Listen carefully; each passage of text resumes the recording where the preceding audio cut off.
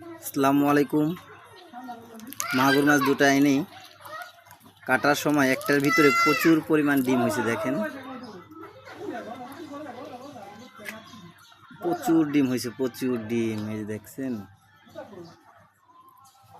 দুটো ডিম হয়েছে, অনেক বড় বড়, খুব সুন্দর হয়েছে। সেটা রেখে দাও। মাছের মাথা কাটা হয়েছে, এরপরও মাছটা লড়তেছে। মাছটা অনেক তাজা মাছ, জেতা মাছ। আর এই রক্তটা তলে হেলাইতেছে।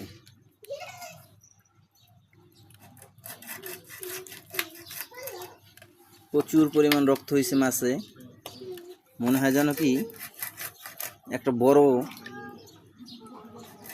মুরগি জবাই করানো হয়েছে।